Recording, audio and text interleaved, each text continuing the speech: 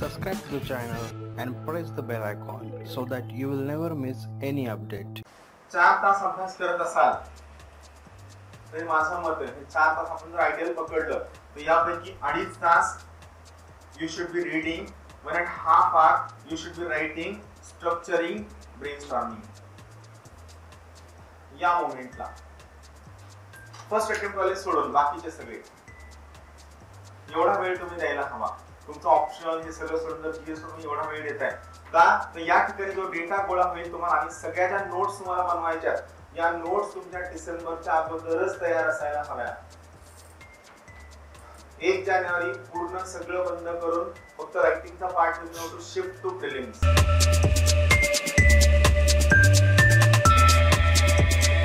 Your perception about UPSC is reading. My perception about UPSC is writing. Why writing? तर तुमचं म्हणणं असतं एक सिंपल एक्झाम्पल सांगतो. Why my perception about UPSC is writing? Just listen one question. See, तुमच्याकडे त्याचा द्या मला.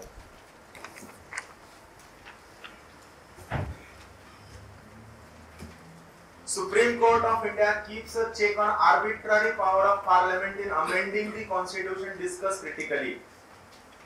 For this, I know you have read Article 368, you have read Constitution, you have read there are 3 types of amendment procedure, you read everything.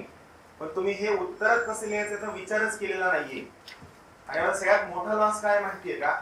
तुम्हाला आणखीनही वाटतं की मी वाचलंय सगळं म्हणजे मला बेनिफिट होईल, मी वाचलंय सगळं म्हणजे कुठतरी मला फायदा. हा सगळ्यात मोठा ड्रॉबॅक आहे.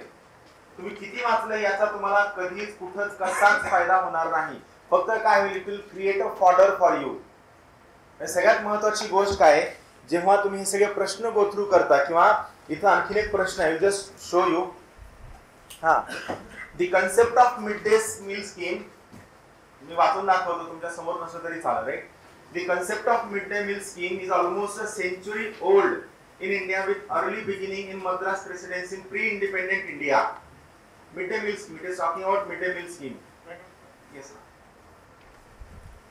The scheme has again been given impetus in most states in last 2 decades. So last 2 decades has given a more forceful, what we can say, funding and implementation and all other aspect to these schemes.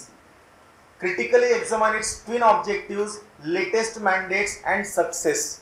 So what is important thing? तुम्ही काय करता, तुम्ही IAS parliament, Shankar IAS किंवा GS score किंवा GK today यांनी दिलेला AC बंद आहे का? बंद आहे तुमच्याकडे एसी? अच्छा, तुम्ही काय करता, या सगळ्या स्कीम वाचता, त्यातला काय पॅरामीटर्स आहेत ते सगळं पाठ करता, काय वाचायला हे सगळं तुम्ही बघता. पण तुम्ही हे नाही पाहत की त्या पर्टिक्युलर स्कीमवर कसा प्रश्न येऊ शकतो याच्या पॅरामीटर मध्ये तुम्ही जात नाही. आणि मग सगळ्यात मोठा लॉस काय, आपल्याकडे लिमिटेड टाइम पिरियड असतो. सपोज वी हॅव 6 मंथ्स, तर या 6 महिन्यामधला आपला मेजॉरिटी 4 महिने वेळ जातो रीडिंग करण्यामध्ये. त्यानंतर 1 महिना वेळ जातो आपलं फॉल्स रिव्हिजन करण्यामध्ये. आपण काहीतरी स्वतःला सांगून ठेवले की मला असं रिव्हिजन करायचंय आणि शेवटचा 1 महिना आपण टेन्शन मध्ये घालवतो की नाही माझं ते तुम्ही घेऊन गेला. आणि लास्ट 1 मंथ आपण यासाठी घालवतो की मला हे सगळं जमल का. मिड डे मील स्कीम वर जो काही पर्टिक्युलर प्रश्न आहे तो सरळ सांगतो की critically examine its twin objective. It means mid day meal scheme has certain twin objectives. त्याला काहीतरी सिमिलर लेवलला जाणारे 2 ऑब्जेक्टिव्हज आहेत. Second, latest mandates. It is not talking about mandates, it is talking about latest mandates. जेव्हा mid day meal scheme सुरू झाली त्यावेळेस वेगळी गोष्ट होती, आता लेटेस्ट मध्ये त्यांना गव्हर्नमेंटनं काहीतरी दिलेलं आहे. पण सगळ्यात महत्वाची गोष्ट तुम्हाला काय ट्रॅक ठेवायचा आहे, त्या पर्टिक्युलर स्कीम विषयी PIB वर काय दिले हे तुम्हाला पाहायचंय. प्रेस इन्फॉर्मेशन ब्युरो हे पण तुम्हाला माहिती आहे, मला माहिती आहे, तुम्हाला माहिती आहे. आणि मला हे पण माहिती आहे की तुम्ही सगळ्यांनी PIB वाचण्याचा प्रयत्न केलाय आणि ह्या वाचताना तुम्हाला पहिले 10 दिवस मजा वाटली आणि 11व्या दिवशी तुम्हाला वाटते घरी हे बोर होतंय, यातून आउटपुट आपल्याला दिसत नाही. झालंय की नाही असं? 60-70% लोकांसोबत हे होतं की PIB गरजेचं हे कळलंय, PIB पाहणं गरजेचं आहे. तुम्ही PIB पाहायला गेलात आणि PIB पाहायला गेल्यानंतर 10 दिवसानंतर यू गॉट बोर्ड. हे का होतं? या मागचं कारण आहे की तुम्ही PIB परत ऍज अ इन्फॉर्मेशन वाचता. तुम्ही याचं इन्फॉर्मेशन वाचता, तुम्ही त्यावर काय प्रश्न येऊ शकता हे बघत नाही. सगळ्यात महत्वाची गोष्ट, जेव्हा कधी PIB वर तुम्ही वाचता, हा यासाठी महत्वाची गोष्ट, for complete 1.5 year your base should be completed. तुमचा जो काही बेस आहे, पॉलिटी असेल, इकॉनॉमी असेल, जिओग्राफी असेल, हिस्ट्री असेल, करंट इव्हेंट असेल, या सगळ्या गोष्टींचा तुमचा बेस थोडासा चांगला असणं अपेक्षित आहे. की हा मला हे येतं, मला या सगळ्या गोष्टी माहिती आहेत, मला मिड डे मील स्कीमचे प्रोव्हिजन्स माहिती आहेत, मला मिड डे मील स्कीम मध्ये काय इन्स्टिट्यूशन्स आहेत, काय मेकॅनिझम्स आहेत, काय स्ट्रक्चर्स आहेत, काय प्रोसेसेस आहेत, काय चॅलेंजेस आहेत, काय सोल्युशन्स आहेत, काय गव्हर्नमेंट मेजर्स आहेत, काय रेमेडी आहे, तमिळनाडूचं मॉडेल, महाराष्ट्राचं मॉडेल, फेल झालेलं या पर्टिक्युलर स्टेट मधलं मॉडेल, एवढा बेसिक डेटा पाठ नसला तरी चालेल, but you have an idea about this particular scheme.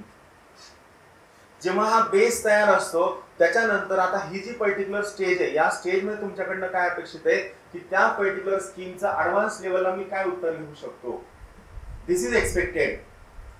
Same या ठिकाणी व्हॉट आर ट्विन ऑब्जेक्टिव्ह देत झाल्यानंतर what are latest mandates, mid day meal scheme ही का त्यांनी चेंज केली आहे, कोणते नवीन ऑब्जेक्टिव्ह टाकले त्यांनी, आणि लेटेस्ट मध्ये त्यांना काय नवीन ऑब्जेक्टिव्ह दिलेले हे तुम्हाला माहित असायला हवं. And its success.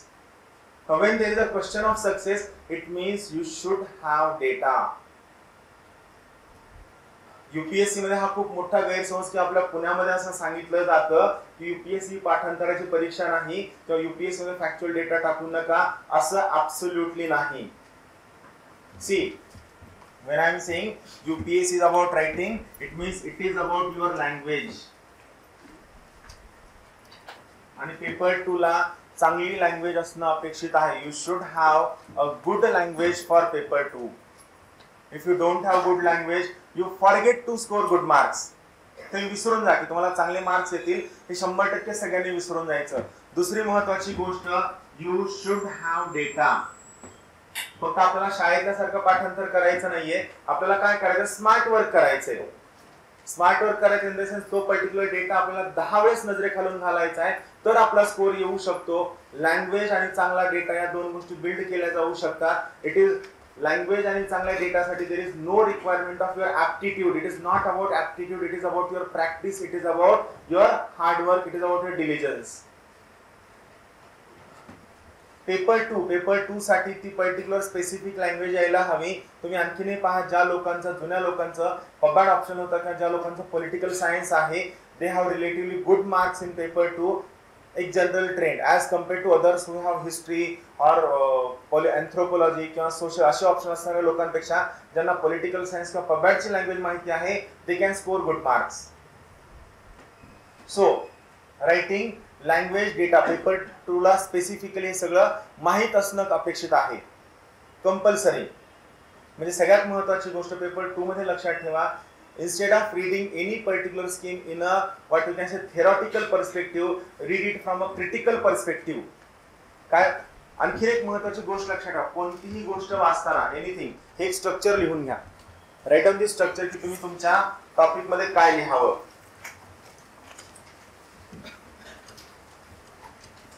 हे पेपर 2 विषय सांगतो मी तुम्हाला, वेटेज आणि ते सगळं सांगल. फक्त एक एक टॉपिक आपण कव्हर करतो की पेपर 2 जो आहे, पेपर 2 मध्ये 2 पार्ट्स आहेत. आपण कॉन्स्टिट्यूशन कडे नंतर येऊया, अगोदर आपण या 2 पार्ट्स वर पाहूया की ज्यावर स्कोर असतो.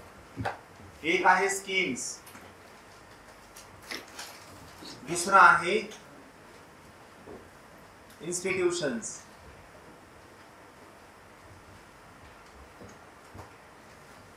माझं म्हणणं आहे 4 स्कीम कमी वाचा, 4 स्कीम कमी वाचा, पण त्या स्कीम वाचताना तुमच्याकडे काय पर्स्पेक्टिव्ह असा जो तुमचा आता चुकतो. हा, जी लोक फर्स्ट टाइम वाचणार आहेत त्यांच्यासाठी इन्फॉर्मेशन घेणं गरजेचं आहे, it is must. But for those people who are new, त्यांच्यासाठी महत्वाची गोष्ट आहे, when you are reading any scheme, remember one thing, you should know its mandate oblique objective. Mandate, मॅन्डेटचं डेफिनेशन काय आहे, it is an official order. मॅन्डेटचा अर्थ काय आहे, it is an official order. Its objective. सांगा, कोण मला सांगल मिड डे मील स्कीमचा ऑब्जेक्टिव्ह काय आहे. You have read it many time. सांगा. येस, रिड्यूस माल न्यूट्रिशन. आणखीन इन्क्रीजिंग अटेंडन्स. आणखीन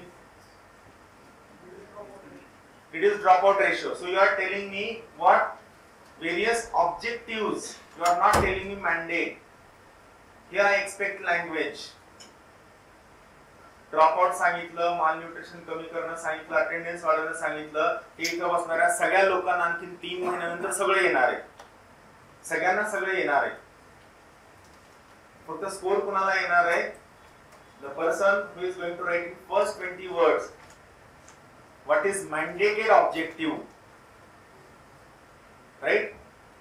India going to be young country who has a large malnourishment ratio.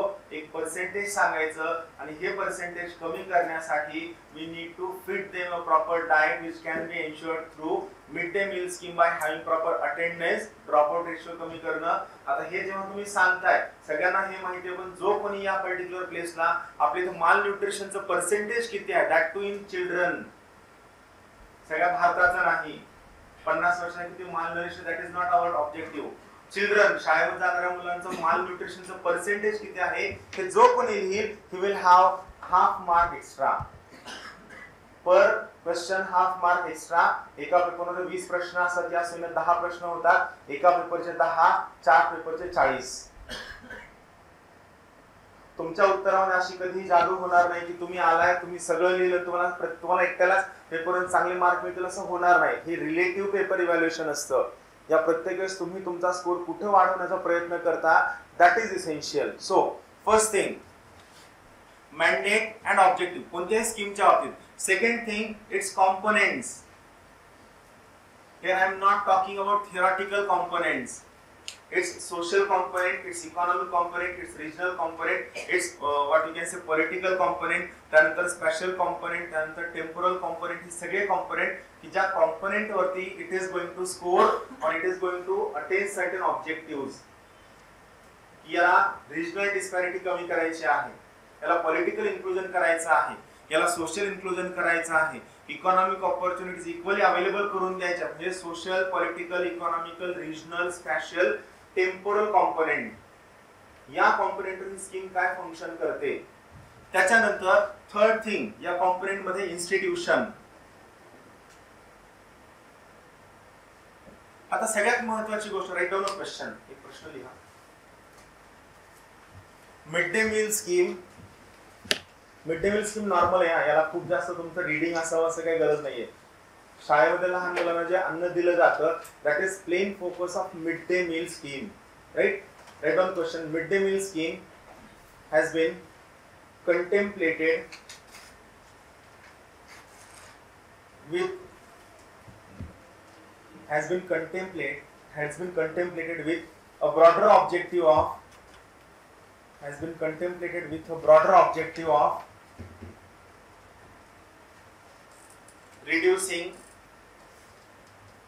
reducing malnutrition and improving the health standards.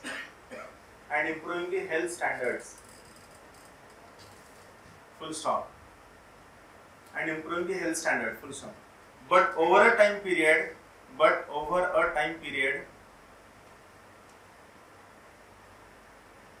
it has been seen as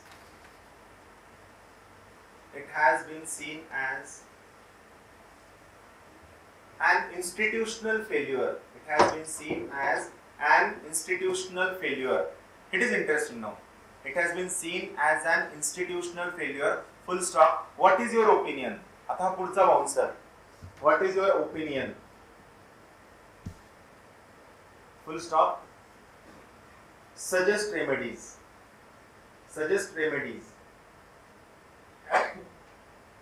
Think for this question for 2 minutes.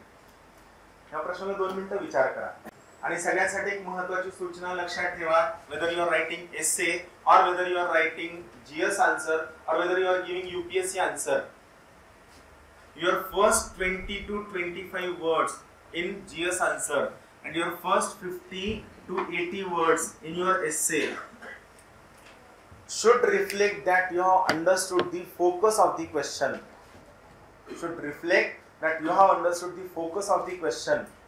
या question मध्ये जर तुम्ही mid day meal scheme विषयी लिहित बसला तर it is a failure. हे का फेल्युअर आहे मी तुम्हाला सांगतो, तुम्ही अगोदर विचार करा.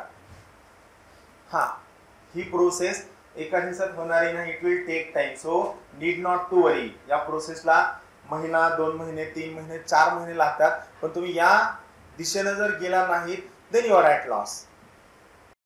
No. In this case, remember, they have asked specifically. The question is straightforward. They said that it is objective of midday meal scheme. Along with that means increasing the rate of enrollment cannot be assured just on the basis of. No. No. Yes. Implementation challenges. Yes, पण मी implementation चा प्रश्न विचारलाच नाहीये. That's all. Now, हे सांगण्याच्या अगोदर remember one thing. Every question that you are going to address, this question has two aspects. One, that is locus of the question. Second, that is focus of the question. One, that is locus of the question. Second, that is focus of the question. Here तुम्हाला हे चुकलंय की तुम्हाला वाटतं mid day meal scheme हा locus आहे. Mid day meal scheme हा locus नाहीच आहे. लोकस काय आहे? Whether mid day meal scheme has failed or not, हा लोकस आहे. Remember, you have to think one step ahead. आता इथे माहिती बी असं होऊ शकतं की मी तुमच्या उत्तराला सरळ नाही नाही म्हणतोय, पण मी तो नाही यामुळे म्हणणार we are going to work professionally, we are going to work on precision.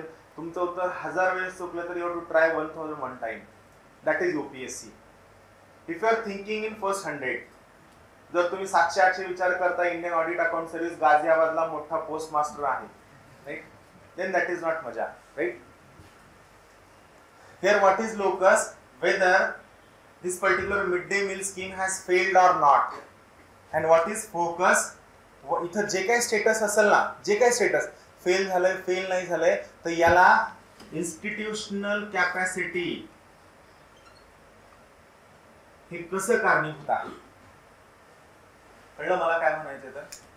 I will repeat question once again. Now listen. Midday meal scheme has been contemplated with broader objective of reducing malnutrition or malnourishment and improving the health standard. हा याचा objective आहे, हे proposition झालं, हे fix आहे. But over a time period it has been seen as an institutional failure. हे institutional failure आहे असं त्यांनी पाहितलंय. What is your opinion? Suggest remedies. त्यांचं काय म्हणणं आहे? तुम्ही एवढंच लिहिलं का? हा, बरोबर, इन्स्टिट्यूशनल फेल्युअर. तर मिड डे मील स्कीम हे फेल झालंय असं यांचं म्हणणं आहे. तर हा लोकस झाला की mid day meal scheme fail झालंय, नाही झालंय, किती पर्सेंट मध्ये झालंय. आणि त्यांचं काय म्हणणं आहे की फोकस काय आहे, हे जे फेल्युअर आहे, बाकी कोणतं घेणं देणं नाही आपल्याला. Social factor, political factor, economical factor, ह्या सगळ्या गोष्टींमध्ये आपल्याला जायचं. आपल्याला फक्त कशामध्ये फोकस करायचंय? We have to focus on why this dismal state of midday meal scheme due to poor institutional capacity. That is focus. If in this particular question, if you try to write all remedies for entire scheme, then it is a failure. Then you will get out of 10 marks, you will get 1.5 or 2 marks, not more than that. Here you have to write specifically about institutional capacity. So here काय नाही, मग सांगा 20 ते 25 पहिला 20 to 25 words मध्ये काय आहे? Think. Yes. Water meal is designed to reduce the malnutrition is not properly getting delivered to children by institutions. Yes, that is true. पण इथं काय लिहाल तुम्ही? तुम्ही हे वाक्य लिहिलं तर हे वाक्य सगळी लोक लिहिणार आहेत. आणि हे वाक्य काय झालं? गप्पा मारणं झालं, राईट? हा. Number of students who are receiving the benefit, who are deprived of the benefit, and how much is Yes. the improvement and how much is the What is expected? It was expected. Mid day meal scheme केव्हा सुरू झाली मला माहित नाही. 2005 ला, बरोबर आहे. Latest मध्ये 2005 ला सुरू झाली ना, का 95 ला? 95 ला, राईट. 1995 ला सुरू झाली. आज किती वर्ष झालेत?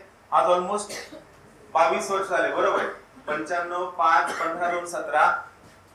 इन 22 इयर्स आपलं ऑब्जेक्टिव्ह समजा एवढं होतं, म्हणजे एवढ्या लोकांना स्टँडर्ड चांगलं देणं किंवा त्यांचं माल नरिशमेंट कमी करणं हे होतं. पण या 22 वर्षांमध्ये we could achieve only this percentage.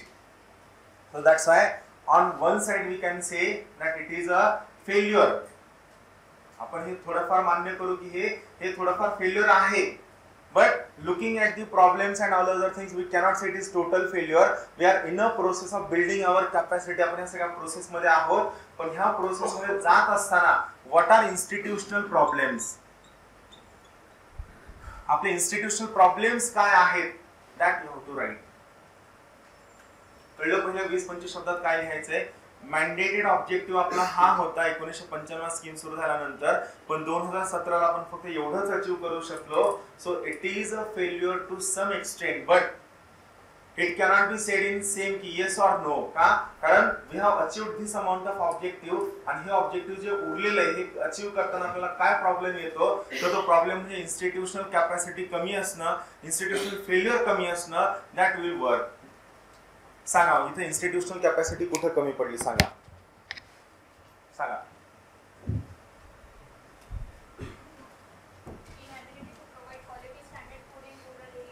No, I'm not talking about what are the problems. I'm talking about which institutions.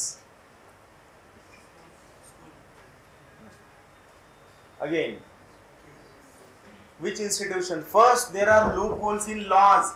Law itself is an institution. Remember, law itself is an institution. तुमच्या law मध्येच काही loopholes आहेत. म्हणजे तुम्हाला ती scheme study करताना मग ठीक आहे. आता ठीक आहे, आपल्याला समजा अचानक प्रश्न आलाय एक्झाम मध्ये, आपल्याला काय वाटतं की आपण याच्यावर उत्तर लिहिणं शक्य नाही, कारण एवढे सगळे लॉ आपण वाचणं शक्य नाही. बरोबर आहे. मग लॉ मध्ये काय काय प्रॉब्लेम असतात. आता तुमचं काम येतं now while preparing for paper 2 institution law, याच्यामध्ये काय चॅलेंजेस असू शकतात, याच्यामध्ये काय चॅलेंजेस असू शकतात, दॅट यू हॅव टू मग कुठं आणलं उत्तर कळलं. मी तुम्हाला या ठिकाणी आणलंय की तुम्ही प्रिपरेशन करताना काय काळजी घ्यावी हे मी तुम्हाला सांगतोय. तुम्ही प्रिपरेशन करताना काय तयारी करावी, कारण हा प्रश्न समजा इथून मिड डे मील स्कीम वरती आहे. माहिती दुसऱ्या केस मध्ये दुसरा एखादा लॉ विचारला तर मला सांगा असं तुम्हाला शक्य आहे का की you are going to read 30, 35, 40 laws, 40 laws वाचणं शक्य आहे का फॉर सिंगल क्वेश्चन? हे वाचणं शक्य नाहीच आहे. एवढे लॉज वाचणं शक्य नाहीये. मग लॉज मध्ये काय डिफिकल्टीज असू शकतात. मग काय लॉज मध्ये इम्प्लिमेंटेशनची मशिनरी नसते, लॉज ट्रान्सपरंट नसतात, लॉज मध्ये अकाउंटेबिलिटी इन्शुअर केलेली नसते, किंवा लॉजचं मॅन्डेट क्लिअरली डिफाईन नसतं, लॉजनं बेनिफिशियरी प्रॉपरली टार्गेट केलेले नसतात, किंवा लॉज इनएडिक्वेट असतात, किंवा लॉज आउटडेटेड असतात. खतम 6-7 पॉईंट झाले. मग हेच तुम्हाला काय करायचं, उचलायचे आणि मिड डे मील स्कीमशी संबंधित जे सगळे लॉज आहेत तिथे अटॅच करायचे. लॉज, त्यानंतर तुमची सेंट्रल मशिनरी, तुमची स्टेट मशिनरी, कोणती सेंट्रल मशिनरी, कोणती स्टेट मशिनरी, आणि या दोघांचं कोऑर्डिनेशन, दोघांची ओव्हरलॅपिंग, दोघांचं कॉन्ट्रॅडिक्शन, दोघांची complementarity. And I will set 4 words: coordination, overlapping, contradiction, आणि त्यांचं जे काय फंक्शन असेल ते. या दोघांमध्ये काय अडचण, हे होत असताना मग तुमचं local government,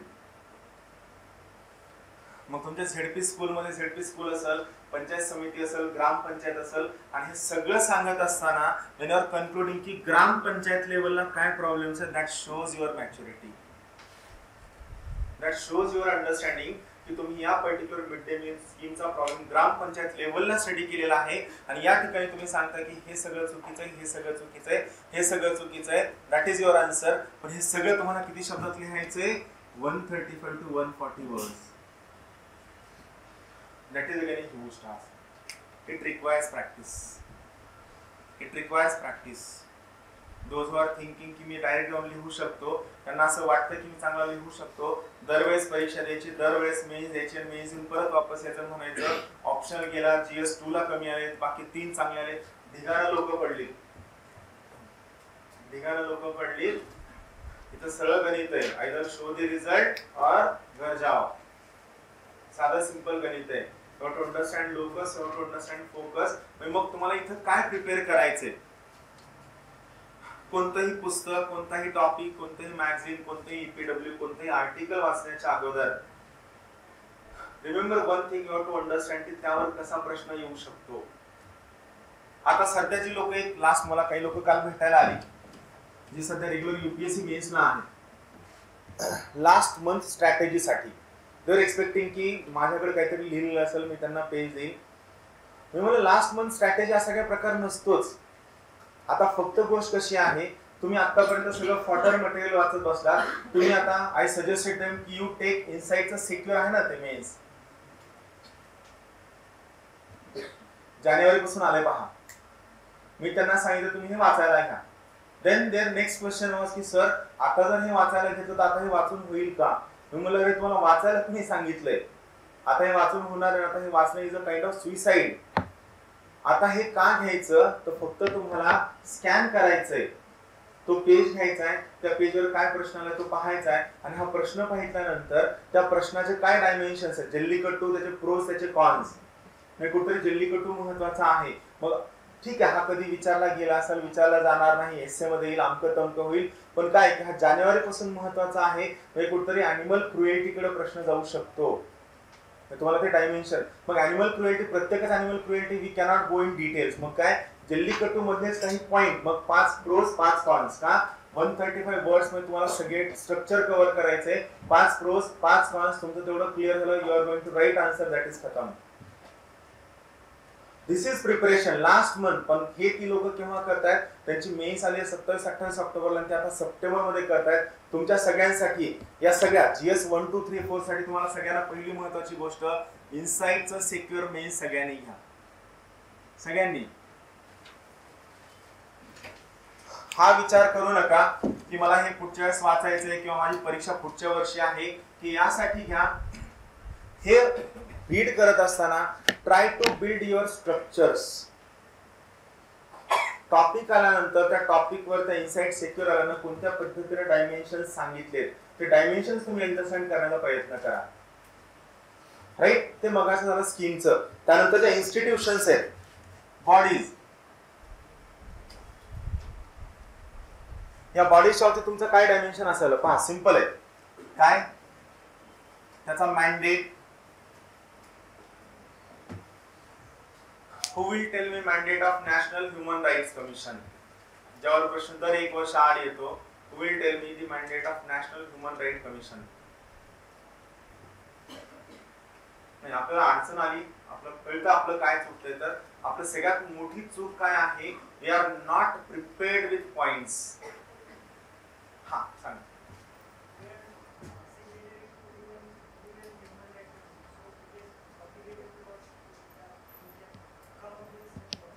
Yes, accepted.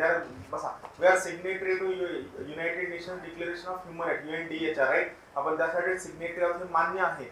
My question is, what is the mandate of National Human Rights Commission? Mandate म्हणजे ऑफिशियल ऑर्डर, त्यांना काय फंक्शन दिलेलं आहे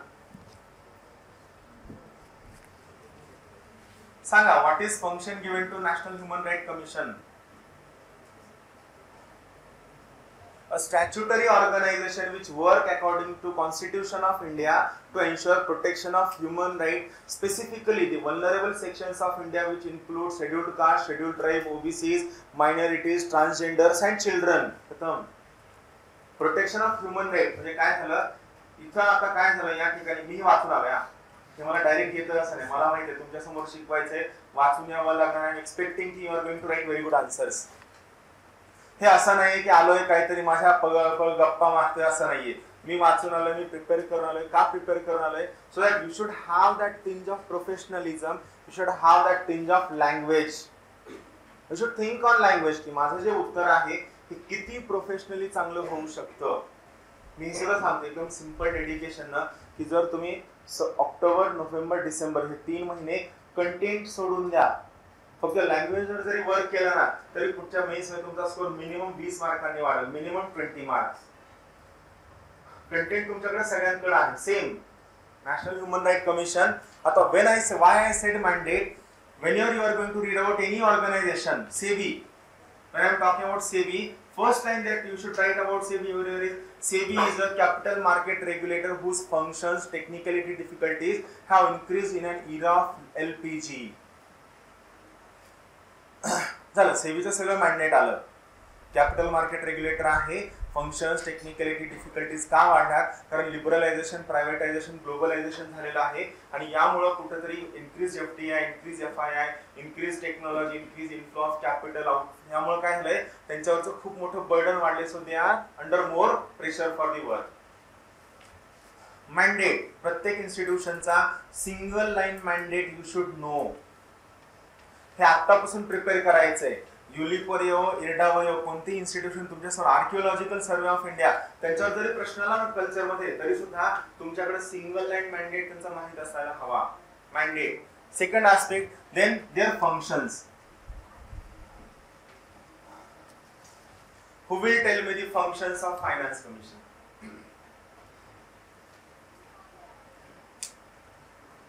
आपल्याला फायनान्स कमिशन माहिती आहे.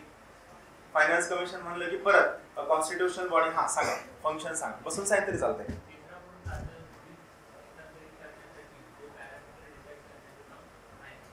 एक दुसरं हे सगळ्यांना माहिती आहे बरोबर आहे. पार्डन, रिड्रेसिंग और रीजनल इनइक्वालिटीज रिड्यूस करना. आणखी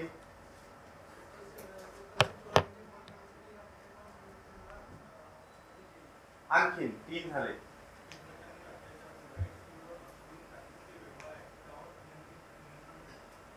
आणखीन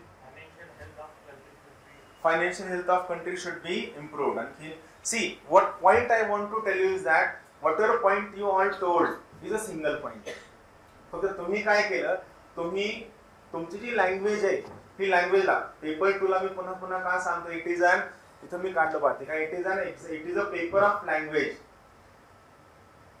सेम पॉइंट तुम्हाला डिफरंट पार्ट मध्ये कसे लिहायचे. First, finance commission is a balancing wheel of fiscal federalism given in your syllabus. If you have gone through the question, Marathi मीडियमचे असेल थोडं मला जास्त मराठी शब्द माहित आहेत पण चालेल ना, ठीक आहे. मला वाटलं तर मी प्रयत्न करेल next time. So when you are writing this, that finance commission is a balancing wheel of fiscal federalism, it means you are very well clear about the mandate of finance commission. Finance commission takes into account the principles that should be followed by distributing revenue between central and state. Finance commission works on horizontal and vertical distribution of revenue. तिसरं function horizontal म्हणजे कोणामध्ये वेगवेगळ्या state मध्ये revenue कसा distribute करायचा, vertical म्हणजे centre आणि state दोघांमध्ये रेव्हेन्यू कसा डिस्ट्रीब्यूट करायचा. Horizontal and vertical distribution of revenue. It also thinks about any other function that is assigned to them by president.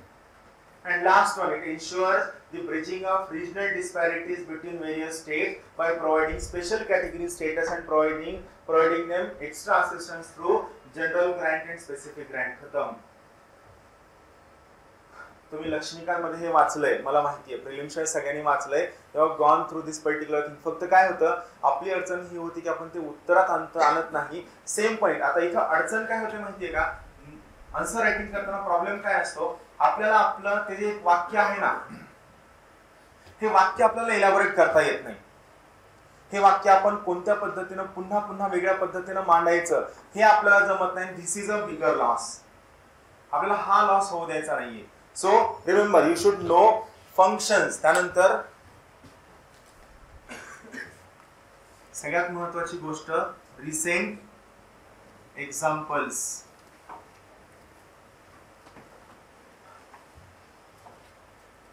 बघा, आपल्या मराठी मुलांमध्ये आणि दिल्लीच्या मुलांमध्ये किंवा साऊथ इंडियन लोकांमध्ये फरक काय माहितीये का, आपण यामध्ये अडकून पडलेलो असतो की सर लक्ष्मीकांत वाचू का गव्हर्नन्सचं पुस्तक वाचू, तो पण दिल्लीचं किंवा साऊथचं परत लक्ष्मीकांत पण वाचून झालेलं असतं, गव्हर्नन्स पण वाचून झालेलं असतं.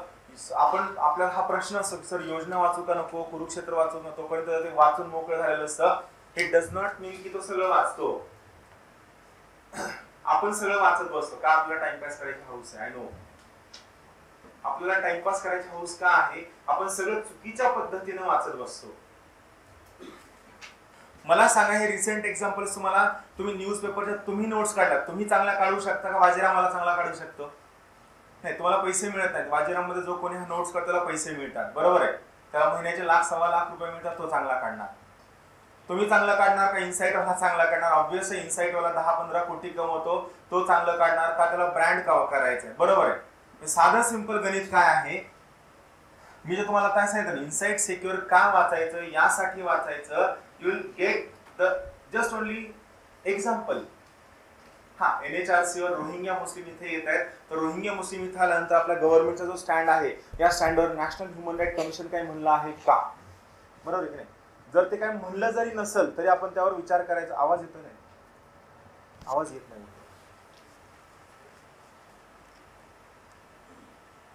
फुल आहे, आवाज येतोय आता.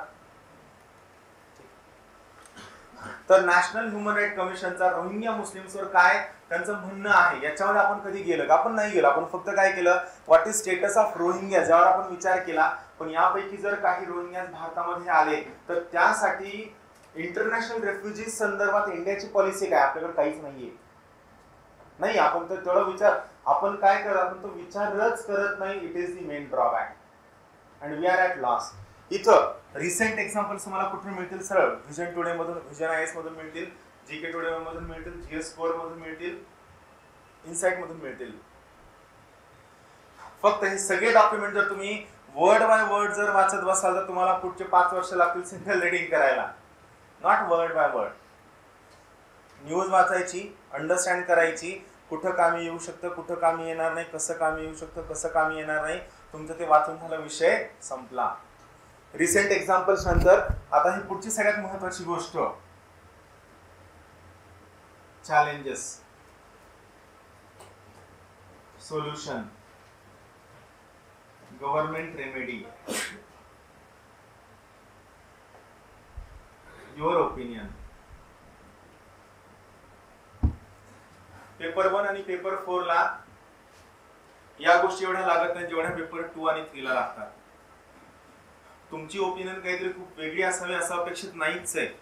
फक्त महत्वाची गोष्ट काय, तुमची जी काही ओपिनियन आहे it should be as per the law, as per the constitution, as per the requirement of the topic. यानुसार तुम्हाला आजच तुमच्या ओपिनियन बनवून ठेवाव्या लागतील.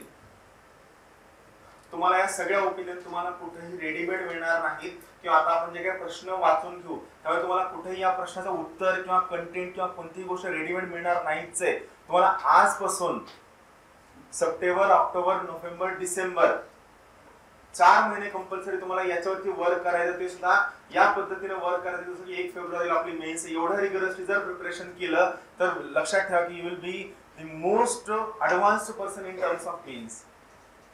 तुम्ही आता पहा, तुम्ही स्वतः प्रत्येक पॉलिसी म्हणलं की परत पॉलिसीचा मॅन्डेट काय आहे, त्या पॉलिसीचे ऑब्जेक्टिव्ह काय आहेत, त्याचे रिसेंट एक्झाम्पल्स काय आहेत. रिसेंट एक्झाम्पल्स पॉलिसीमध्ये येणार नाही. मॅन्डेट, त्या पॉलिसीमध्ये सांगितलेले फंक्शन्स किंवा आणखी त्यांचे ऑब्जेक्टिव्ह, कोणती इन्स्टिट्यूशन त्या पॉलिसीसाठी काम करणार आहे, त्या पॉलिसीवर काय काय चॅलेंजेस असू शकतात, त्याला काय सोल्युशन असू शकतं, काय गव्हर्नमेंट रेमेडी दिली, तुमचं काय ओपिनियन आहे, आणि या पॉलिसीला पॅरलल असणारी एखादं इंटरनॅशनल प्रोग्राम.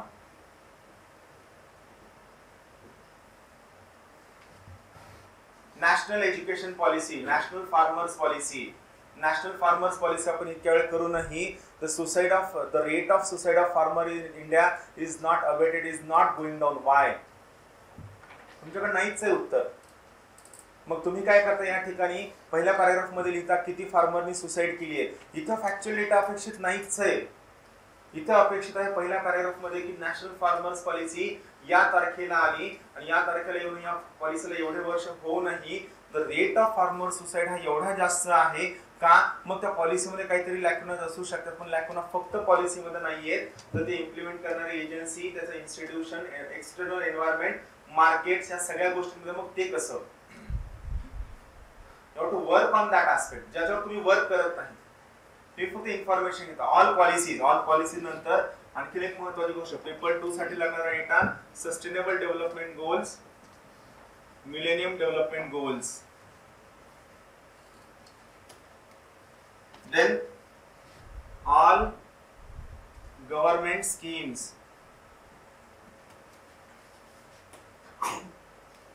सगळ्या गव्हर्नमेंट स्कीम्स. त्यानंतर काही कॉम्पोनेंट आहेत, त्यांचे एलिमेंट तुम्हाला माहित असायलाच हवे. काही पॉइंट्स आहेत ज्यांचे एलिमेंट्स तुम्हाला माहित असायला हवे. ते पॉइंट्स कोणते? Simple,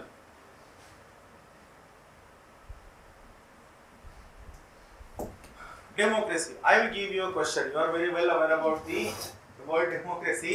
Write 10 elements of democracy. तुम्ही प्रयत्न करताना काही गोष्टींचे एलिमेंट हे आताच इथंच अगोदरच माहित असणं अपेक्षित आहे. And you should know all these points by heart. Like for example, democracy असेल, त्यानंतर liberty असेल, justice असेल, then good governance,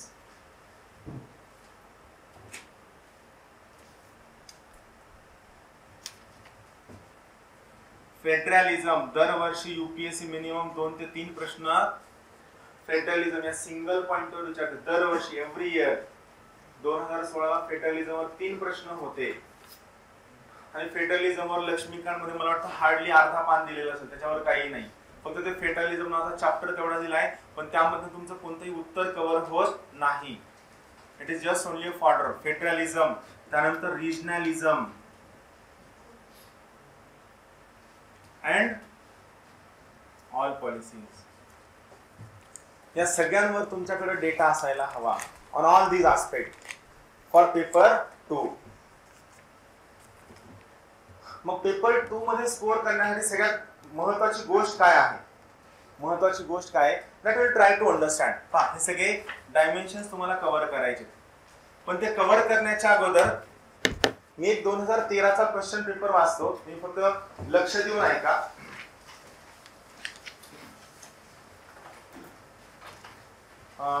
First, the role of individual members of parliament has diminished over the years, and as a result, healthy constructive debate on policy issues are not usually witnessed.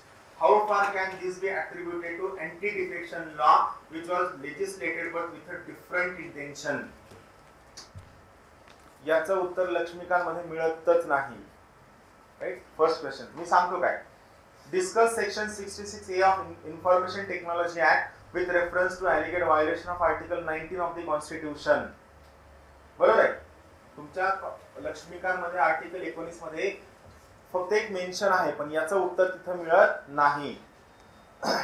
Recent directives from Minister of Petroleum and Natural Gas are pursued by the Nagas as a threat to override the exception status enjoyed by the state. Discuss in light of Article 371A of Indian Constitution. 371 हा neglected part आहे तुमच्या अभ्यासामधला. I know. बरोबर आहे. फक्त आपण तेवढं match दी pair साठी करतो. 371 A B C D पुण्यासाठी पीस आहे, peace and harmony, law and order, हिली स्टेट. नेग्लेक्टेड पार्ट आहे ज्यावर यूपीएससी चालली आहे. The Supreme Court of India keeps a check on arbitrary power of parliament in amending the constitution discussed critically. मला सांगा, हे 5 प्रश्न वाचल्यानंतर ह्या 5 प्रश्नांचं उत्तर तुम्ही लक्ष्मीकांत वाचल्यावर देऊ शकता का? काही संबंध नाहीये. हा, लक्ष्मीकांत वाचणं गरजेचं आहे. आय एम नॉट सेइंग की Laxmikanth is useless. It is the base. फक्त या 5 प्रश्नांचं उत्तर देण्यासाठी तुम्हाला सगळ्यात महत्त्वाची गोष्ट या टाइपचा सगळा डेटा तुमच्याकडे तयार असायला हवा. डेटा तयार असायला हवा म्हणजे नेमकं काय? सिंपल एक्झाम्पल सांगतो. The supreme court of India keeps a check on arbitrary power of parliament in amending the constitution discuss critically. यांचं काय म्हणणं आहे की सुप्रीम कोर्ट काय करतं? चेक ठेवतं. बाकी त्यांनी काय म्हणलं? Discuss critically. आता इथं उत्तर कसं जनरेट करायचं? सिंपल.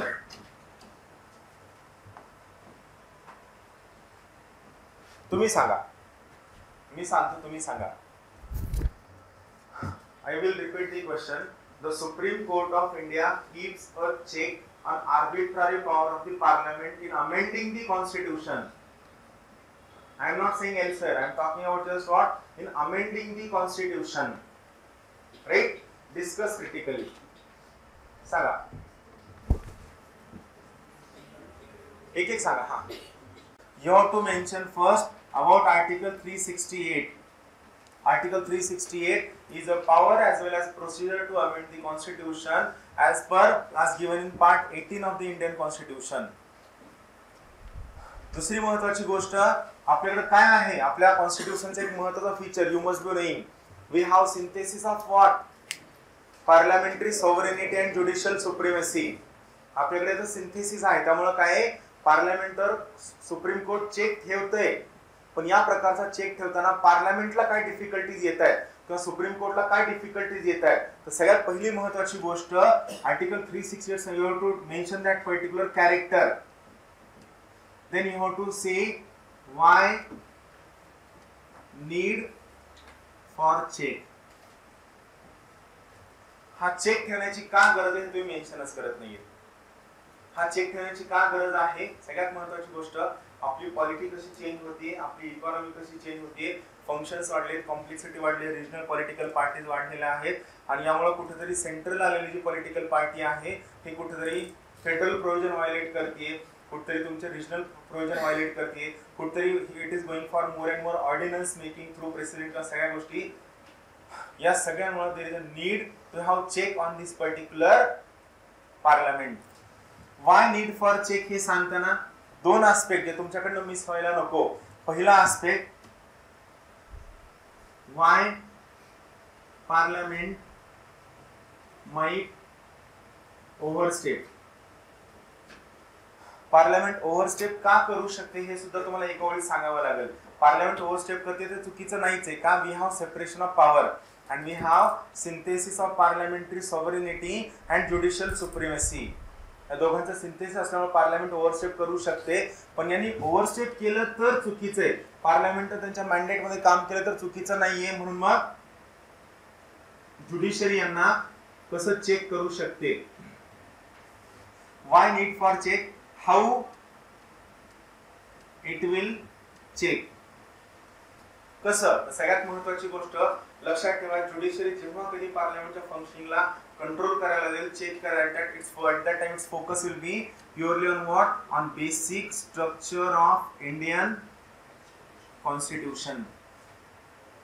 मग हे चेक करत असताना हा जो काही कन्फ्लिक्ट असेल, हा कन्फ्लिक्ट कसा बॅड असेल, हा कन्फ्लिक्ट कसा गुड असेल आणि यामधून जे इव्होल्युशन होईल त्या evolution will be beneficial for future Indian democracy. That is a critical analysis. You have to think in this structure. Article 368 you are introducing character आपल्या constitution चं. Why need for check on parliament? तर parliament काम करते ते गरजेचं झालंय, ते आपण त्यांच्यावर चेक ठेवणं सुद्धा गरजेचं झालंय. आणि हाऊ इट विल चेक, प्रत्येक वेळेस basic structure, judicial review, federal provision असेल, फंडामेंटल राईट असेल किंवा तुमच्या डीपीएसपी ला धरून लॉ करणं सुद्धा असेल, या सगळ्यांना धरून सुद्धा हे हाऊ इट विल चेक. आणि त्यानंतर याच्यामध्ये जे कन्फ्लिक्ट होतं त्यामुळे थोडंफार बॅड होईल, काही लॉस लेट होऊ शकतात किंवा कुठेतरी कन्फ्लिक्ट होऊ शकतं, कुठेतरी ट्रस्ट कमी होऊ शकते किंवा ज्युडिशरी ओव्हरबर्डन होऊ शकते. पण चांगलं कसं आहे, it will help in evolution of your democracy. That's why if judiciary is checking parliament is in the good of your democracy. Why parliament is one of the powerful institution which might misuse its power. एवढे dimension आले तर याच्यामध्ये मार्कांचं division असतं, तर कुठेतरी आपल्याला चांगले म्हणजे 125 50% नाही, 40 ते 45% दरम्यान तुम्हाला मार्क पडतात, 40 to 45%. आता बघा, हे विचार करताना मी काय केलं, I went into structural thinking. As I said that you should have a structural thinking. You have to think structurally. तुम्ही जे लिहिता याच्यामध्ये तुम्हाला स्ट्रक्चरली थिंक करायचं आहे. यामध्ये सगळ्यात महत्त्वाची गोष्ट यामध्ये तुम्ही जो अभ्यास करताय, अभ्यास करताना तुम्हाला काय डायमेन्शन लक्षात ठेवायचं, that you write down, just write down.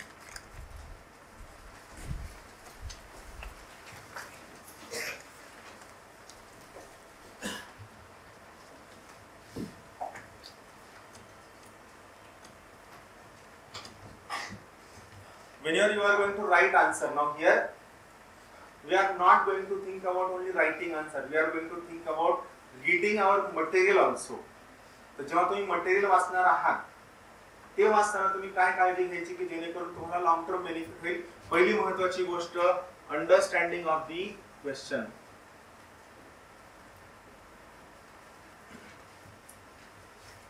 Whatever topic that you are going to read, you have to first, before reading that topic, you have to read questions on that topic.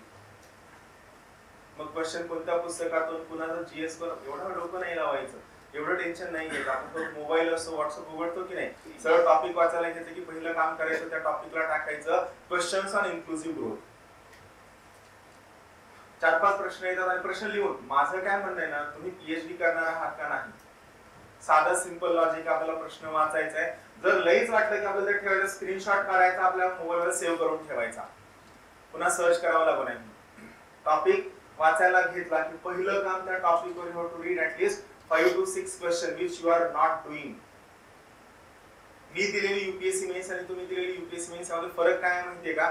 तुमची UPSC जगातली सगळ्यात सोपी परीक्षा आहे. जगातली सगळ्यात सोपी परीक्षा आहे. पण तुमचं काय म्हणणं आहे की ही खूप अनसर्टेन झाली. अनसर्टेन युपीएससी नाही झालीये, तुम्ही तिच्या एक्सपेक्टेशनला पुरत नाहीयेत. मी मगाशी तुम्हाला 5 प्रश्न वाचून दाखवले. त्या 5 प्रश्नांचा आणि तुमच्या कोणत्याही टेक्स्ट बुकचा काहीही संबंध नाही, तरी तुम्ही टेक्स्ट बुक वाचताय. त्या 5 प्रश्नांचा आणि योजना मधल्या मॅगझिनच्या कंटेंटचा काही संबंध नाही, तरी तुम्ही योजना वाचताय. योजना वाचताना तुम्ही पहिले 3 पॅराग्राफ अगोदर वाचायचे, शेवटचे 7-8 पॅराग्राफ अगोदर वाचायचे. हा फंडा तुमचा नाहीच आहे. तुम्ही नोकरीला लावल्यासारखं योजना वाचता आणि योजना वाचून झालं की तुम्हाला पुढचं टेन्शन असतं की सर हे रिव्हिजन होईल का, जर रिव्हिजन होणार नसेल तर मी का वाचू. सिंपल लॉजिक, योजना वाचायला घ्या. मी मगाशी जे सगळे डायमेन्शन सांगितले ना त्या टॉपिकशी related, solution, challenges, positive, negative, feedback, हे सगळं डोक्यात घ्या. हे सगळं आलं तर तुम्हाला त्या पद्धतीने उत्तर लिहायचंय. That it is so simple, right. दुसरी महत्वाची गोष्ट, अंडरस्टँडिंग लोकस अँड फोकस. आणखी नाही, मी तुम्हाला प्रश्न दिले तर मला माहितीये 5 प्रश्न जरी दिले तरी सुद्धा तुम्ही परत त्या प्रश्नाची हिस्ट्री, त्याचा बॅकग्राऊंड, त्यात हिरो कोण होता, हिरोईन कोण होता, you will keep on writing. I know why you are not professional. तुम्हीच नाही, मी सुद्धा तुमच्यासारखाच होतो. जेव्हा प्रिपरेशन करायचो I was same. I was not professional. का प्रोफेशनल होतो? भीती वाटायची की आपण हा पोर्शन वाचल्यावर आपला काय फायदा होईल, यापेक्षा ही भीती वाटायची की हा जर सोडला तर आपण फेल होऊ का. असं नाहीये. तुमच्या 20 प्रश्नांपैकी 15 प्रश्न 100% तुमच्या ओळखीचे असतात. 15 प्रश्न, राहिले 5 प्रश्न त्यापैकी 2 कुणालाच येणारे असतात. राहिला प्रश्न 3 प्रश्नांचा, या 3 प्रश्नांमध्ये सगळी दारोमदार असते. या 3 प्रश्नांमध्ये कुणाला 3-3 मार्क जास्त पडतात, 9-10 मार्कांचा फरक. बाकीचं असणारं प्रिसिजन हे 9-10 प्लस बाकीचे 10-20, पर पेपर 20, 80 मार्कांचा फरक असतो. कुणी इंटरव्ह्यूच्या काठानं 20-30 मार्क पुढे असतं, कुणाला इंटरव्ह्यू पेक्षा 40-50 मार्कांची लीड असते. He clears the examination. Why? It is not an examination of intelligence which you have, which is a persistent concept of your thinking. Simple आहे, लोकस फोकस. त्यानंतर तिसरी महत्वाची गोष्ट, इंटरनलायझेशन ऑफ व्हॉट. तुम्ही बघा ना, तुम्हाला मी आता सांगितलं की तुम्ही प्रत्येक वेळेस हा विचार करा, मी वेगळं काय लिहिल तरीही you are writing mediocre points. हा, आय कॅन अंडरस्टँड की खूप जास्त टच मिस झाला असेल किंवा की खूप जास्त सिन्सिअरली मेन्सच्या दृष्टीने तेवढं प्रिपेअर केलं नसेल, म्हणून आय कॅन अंडरस्टँड की थोडाफार लॉस होऊ शकतो. But it should not be to that large extent. Like see, when you are thinking about internalization of your answer, त्यास तुम्हाला काय करायचे, remember you have to work on your language for paper 2. उद्या, आज आपण थोडंसं पेरिफेरल वर्क करतोय. उद्या आपण पेपर 2 आणि पेपर 3 चे प्रीवियस इयरचे क्वेश्चन पेपरची उत्तरं लिहिणार आहोत. ऑलमोस्ट उद्या जर पॉसिबल झालं तर आपण ऑलमोस्ट एक 20 ते 25 प्रश्नांची उत्तरं यामुळे लिहून घेऊ की आज जे मी सांगितले त्याच्यावर तुम्ही वर्क करताय का. आणि माझं म्हणणं आहे की तुम्ही सगळे पेपरचे प्रश्न उत्तर पाहून या. आजचा क्वेश्चन पेपर सुद्धा पाहून या. उद्या पण तुम्हाला क्वेश्चन पेपर दिले, इकॉनॉमिक्स आणि दोन्ही सुद्धा. तुम्ही क्वेश्चन पेपर यामुळे पाहून या की तुम्हाला सुरू होण्याच्या अगोदर हा प्रोग्राम किंवा तुमची आन्सर रायटिंग सुरू होण्याच्या अगोदर तुम्ही काय वाचावं ते तुम्हाला आता प्रश्नांमधून मला सांगायचंय. उद्याचं लेक्चर वाटलं तर आपण एक्सटेंड करूया थोडं जास्त, मध्ये 10 मिनिटांचा ब्रेक घेऊन. फक्त उद्या आपण मिनिमम 30 ते 40 प्रश्न लिहायचे compulsory, right. So your language, then your presentation, then your prioritization, which is very poor, I know. कारण कोणता पॉइंट पहिला लिहावा, कोणता पॉइंट दुसरा लिहावा, यावर तुम्ही आतापर्यंत कधीही वर्क केलेलंच नाही. You are very poor at prioritization. You are very poor at diagrams.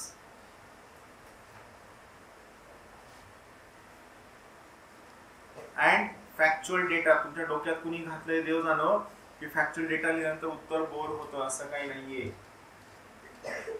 मी टाकणार आहे, मी शिकवणार आहे, मी टाकणार आहे. बघा कुठेतरी तुम्हाला दरवेळेस हे जाणवतं की नाही की महाराष्ट्रातलं कुणीही पहिल्या 50त नसतं, किंवा जर पहिल्या 50त असेल ना, आणखीन एक गणित तुम्हाला सांगतो, तो पहिल्या 50त का येतो, त्याला ऑप्शनला खूप जास्त मार्क येतात म्हणून तो पहिल्या 50त येतो. जीएस वाला मला दाखवा की ज्याला जीएस जसं ऑल इंडिया रँकर आहे ना पहिल्या 10 मध्ये, ज्याला दरादर जीएस 1 2 3 4 ला मार्क असा असेल, मार्काला आपला महाराष्ट्र दाखवा. रेअरली. या मागचं कारण असं आहे की तुमच्या मनामध्ये जीएस विषयी खूप जास्त मिसकन्सेप्शन्स आहेत, अति जास्त मिसकन्सेप्शन. लँग्वेज विषयी तुम्हाला सांगितले की सिंपल लँग्वेज वापरा, नाही, मी त्या मताचा नाहीये.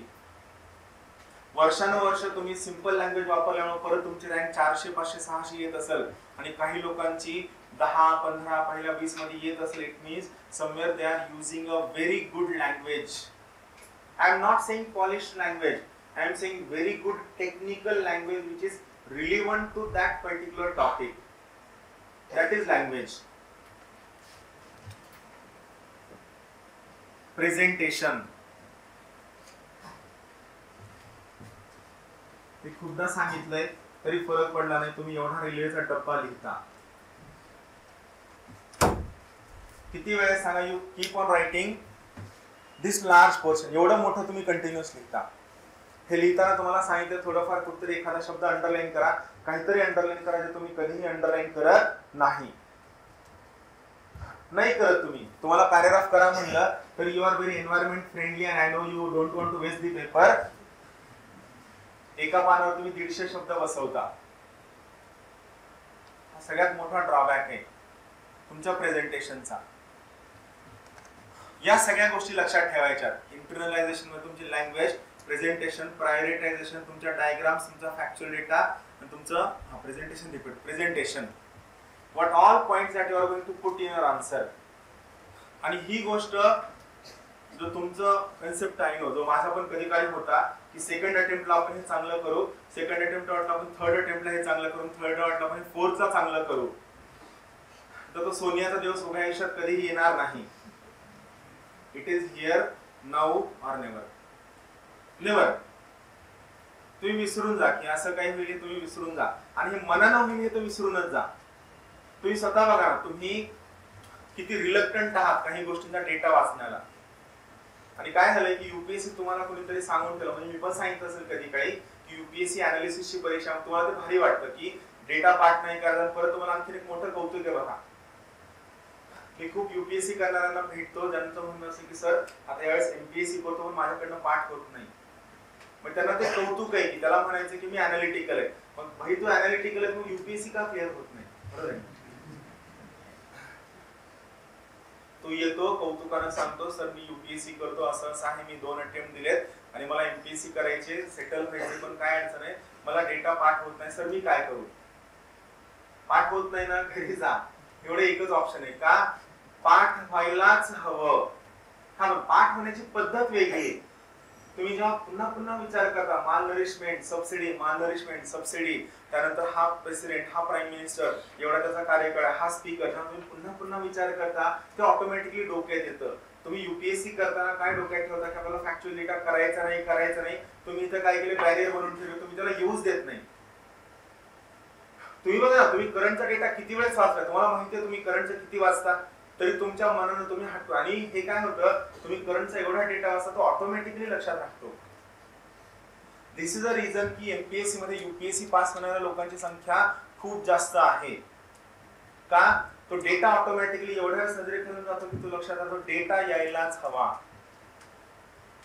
First 20 to 25 words should reflect that you have understood the question. आता हा झाला पहिला पाठ. हा केव्हाचा पेपर होता पहा, 2013 चा. मी तुम्हाला 2016 चे प्रश्न वाचून दाखवतो.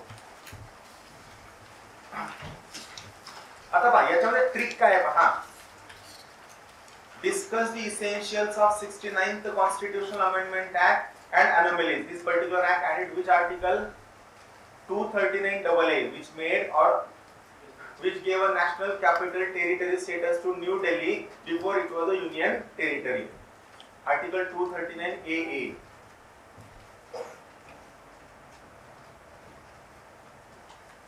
Article 239 AA.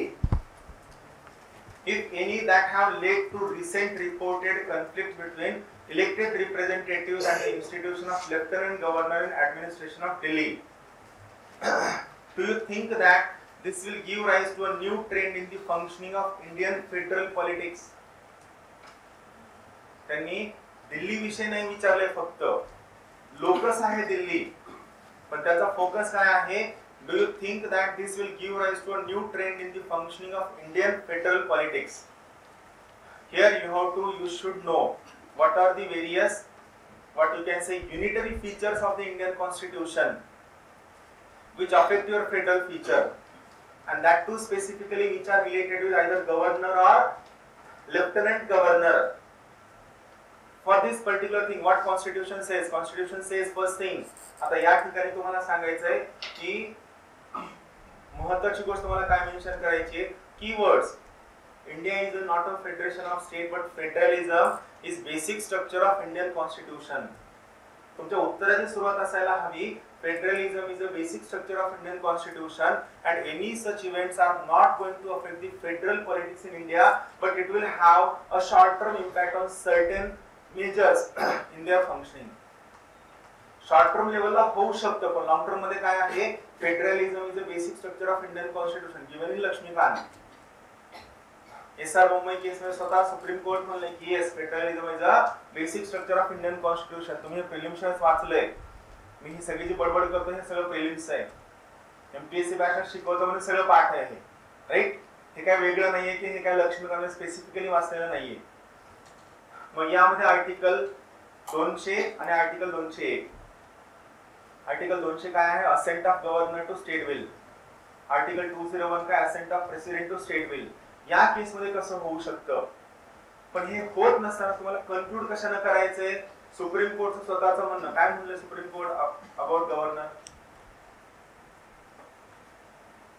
सांगा, what is opinion of supreme court about governor?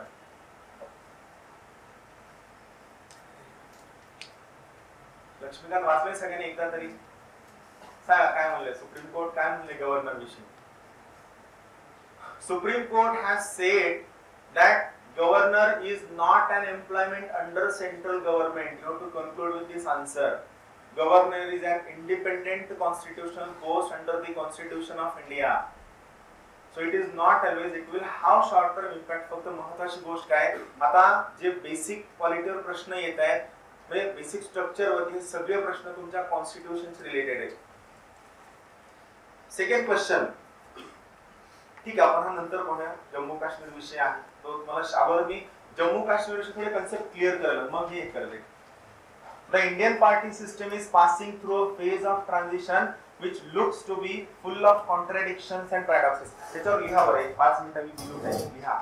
Representing aspirations of many regions, but while expressing this region in a coherent manner, they are showing it in a very skewed manner. Regionalistic aspects are coming more and more forward. Political parties structure आहे, हे कसं असायला हवं? Coherent असायला हवं, but it is disjointed. त्या parties disjointed आहेत, त्या त्यांच्या स्क्यूड नॅरो रिजनल डिमांड्स काय करतात? वर ठेवतायत. Second, many political parties are moving on a democratic lines. Parties are moving on a democratic lines, पण डेमोक्रेटिक लाईन्सवर मूव्ह होत असताना these political parties are insensitive to the gender. Second contradiction. Parties are moving on a democratic line. म्हणजे ते स्वतः काय करतायत? त्यांच्या इनर पार्टीमध्ये डेमोक्रेसी आणण्याचा प्रयत्न करतायत, पण कॉन्ट्रडिक्शन काय आहे? They are insensitive to the gender. They are not open to right to information act. बरोबर आहे? दुसरं कॉन्ट्रडिक्शन. तिसरं महत्त्वाचं contradiction, they are saying that we want to go democratic, पण आणखीन डायनेस्टिक पॉलिटिक्सच फॉलो केलं जातं. हे तिसरं कॉन्ट्रडिक्शन. ट्रान्झिशन होत असताना काय काय कॉन्ट्रडिक्शन्स आहेत ते तुम्हाला मेन्शन करायचं. चौथं, सगळ्यात महत्त्वाची गोष्ट, कोएलिशन गव्हर्नमेंट वाढतंय, कोहेरेंट यायला हवं, पण त्यांचे पोस्ट पोल म्हणजे प्री पोल अलायन्स होत आहेत. कोएलिशन गव्हर्नमेंट आहे, त्यांच्यामध्ये फॅक्शनलिझम खूप जास्त आहे. राजू शेट्टी पासून सगळ्यांना आपल्याला माहिती आहे की हे फॅक्शनलिझम, सदाभाऊ खोत सोडून गेले, राईट. हे काय, it is a kind of factionalism in that particular inner party as well as in that particular coalition. आणखी political parties are demanding transparency. त्यांचं स्वतःचं म्हणणं आहे की गव्हर्नमेंट ट्रान्सपरंट असावं, सगळ्या गोष्टी ट्रान्सपरंट असाव्या. पण पार्टीचं जेव्हा ट्रान्सपरन्सीची डिमांड येते तर many political parties rejected to bring them their right to information act. हा एक मोठं कॉन्ट्रडिक्शन आहे. त्यानंतर we are saying that our political parties are demanding more and more republic based system. आपण काय म्हणतोय की जो पर्सन आहे हा लोकांनी निवडून दिलेला असावा. We are republic country and all political parties are strive to have republic system, but again we have personality cult. आपण आणखीन काय करतोय, मोदी लाटेमध्ये लोकांना निवडून देतोय. and last that those parties who are saying that we are more inclined left right, जे तुम्ही आता सांगितलं that there is near erosion of ideologies. हे तुम्ही याला तुम्ही कन्क्लूड करू शकता की आपल्या पॉलिटिकल पार्टीचं there is near erosion of entire ideologies. Ideologies totally Erode होत चालल्यात. का होत चालल्यात? सरळ सरळ त्यांचं काय झालंय की वेस्टेड इंटरेस्ट यांनी काय केलं, ओव्हर पॉवर केलं त्यांच्या आयडिओलॉजीजला. म्हणून सोयीचं कोएलिशन गव्हर्नमेंट म्हणजे ऑपॉर्च्युनिझम खूप जास्त वाढले. पॉप्युलिझम तर ऑलरेडी होतच. ऑपॉर्च्युनिझम की कोणत्या आयडिओलॉजीला मला जास्त पॉवर मिळू शकते, मी त्या कोएलिशन मध्ये जातो instead of going for any other coalition. That's it. इथे तुम्ही पार्टी विषयी लिहित बसाल किंवा काय झालंय, पार्टी कशी बनते, कोणतं आर्टिकल आहे, no. Parties are in transition phase. जर parties are in transition phase जर असतील तर सरळ गणित की त्या ट्रान्झिशन मधून जे ते जात आहेत तिथं काय काय कॉन्ट्रडिक्शन्स आहेत. You have to catch those transitions, you have to catch those paradoxes. या गोष्टी तुम्ही तिथं एक्झाम हॉलमध्ये गेल्यानंतर तिथं सुचणार नाहीत, ऍब्सोल्युटली नाही सुचणार. Reference material first, that is Lakshmikant. First, that is Lakshmikant. See, I won't suggest reference material for readings. I would suggest reference material for scanning. You leave habit of reading the things. Scan करणं म्हणजे रीडिंगच आहे, त्यात काही फरक नाहीये. फक्त तुम्ही scan करणं म्हणजे काय, तुम्ही जे 4 पानं एकदा पूर्ण नजरेखालनं घाला, परत प्रश्न वाचा, परत पानं नजरेखालनं घाला, परत प्रश्न वाचा आणि मग त्याचं काय करायचं, कॉन्क्रीट 1/4 पेज वरती make your on small notes. तुम्ही ही मेहनत जर आता घेतली ना, ते 4 महिने प्रिलिम्स खूप सहज निघते. प्रिलिम्स तुमच्या पुस्तकामध्ये राहिलेली नाही, ऍब्सोल्युटली नाहीये. लक्ष्मीकांत पहिलं. दुसरं, योजना आणि कुरुक्षेत्र दोन्ही सुद्धा. फक्त ज्या लोकांचं म्हणणं आहे की सर योजना कुरुक्षेत्र वाचायला खूप जास्त दिवस जातो, ती लोक चुकीच्या पद्धतीने योजना कुरुक्षेत्र वाचतायत. योजना कुरुक्षेत्र वाचताना जो काही डायमेन्शन दिलाय, for example women and information ICT in rural India, एक असं इन्फॉर्मेशन कम्युनिकेशन ते ICT वर जर समजा एखादं योजना असेल तर काय एखादा टॉपिक असतो की women and ICT in rural India. Sir तुम्हाला ते फक्त 6-7 एक्झाम्पल्स घेऊन ठेवायचे. कुठं कुठं विमेन आणि ICTचं कनेक्शन येतं, चॅलेंजेस सेम असतात, सोल्युशन सेम असतात. एखाद दुसरी केस स्टडी कुठल्याची लांब, तमिळनाडूची, कर्नाटकची, खतम, युअर आन्सर इज खतम. You have to search from that article Yojana Kurukshetra. त्यानंतर जो बाकीचा नॉर्मल कंटेंट आहे, त्या नॉर्मल कंटेंट साठी तुम्ही कोणते व्हिजन IAS किंवा क्लिअर IAS वाचू शकता. एनीवन व्हिजन IAS किंवा क्लिअर IAS तुम्ही वाचू शकता. क्लिअर ऑनलाईन नोट्स मिळतात, तेवढं वाचलं तरी सफिशियंट आहे. आणखीन एक माझ्याकडे काही EPW चे आर्टिकल्स आहेत. माझा नंबर देतो मी तुम्हाला 976422 मी याच्यावर एक ब्रॉडकास्ट ग्रुप करेल. ज्यांना वाटतं त्यांनी मेसेज करा आणि ज्यांना वाटतं की त्याच्यामध्ये नाही राहायचं मी तुम्हाला रिमूव्ह पण करेल ऍज पर युअर चॉईस. याच्यामध्ये मी तुम्हाला आर्टिकल्स पाठवले EPW चे की ज्यामध्ये तुम्हाला अंडरलाईन केलेले. यासोबत व्हिजन IAS, क्लिअर IAS वाचलं. IR वरती बोलायचं बाकी, आपण ते उद्या बोलूया, पण आज आपण फक्त इथपर्यंत थांबूया.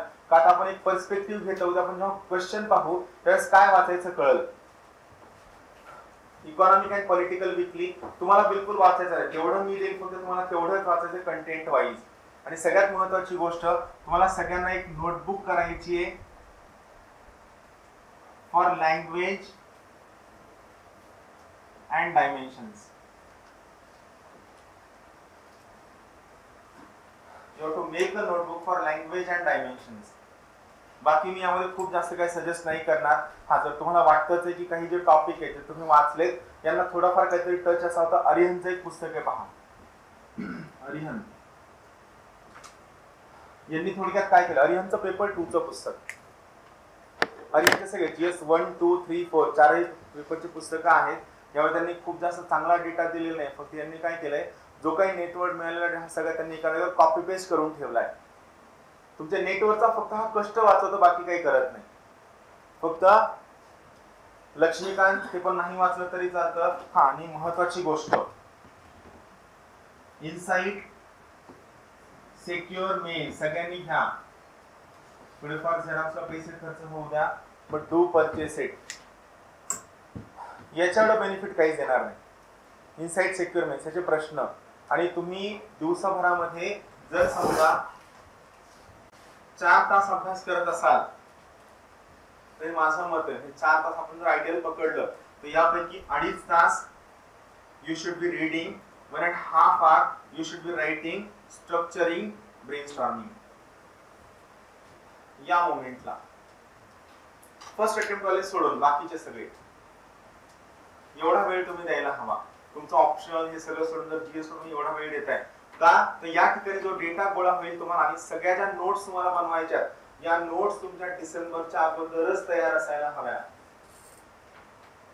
1 जानेवारी पूर्ण सगळं बंद करून फक्त रायटिंगचा part to shift to prelims. हा, ज्यांनी 1-2 अगोदर दिले ते फेब्रुवारी मार्च मध्ये शिफ्ट झाले तरी सुद्धा चालते, पण बाकीच्यांनी कंपल्सरी हे फॉलो करायचं. राहील लक्षात एवढं? आणखीन काय डाऊट कुणाला? उद्या फक्त पेपर 3 चे प्रश्न तुम्ही वाचून या, तुम्ही स्वतः उत्तर बनवून या, नेटवर न बघता उत्तर बनवून या. आपण उद्या प्रश्न यावर डिस्कस करणार टू गेट अन अंडरस्टँडिंग की आणखीन काय वाचायचं, राईट?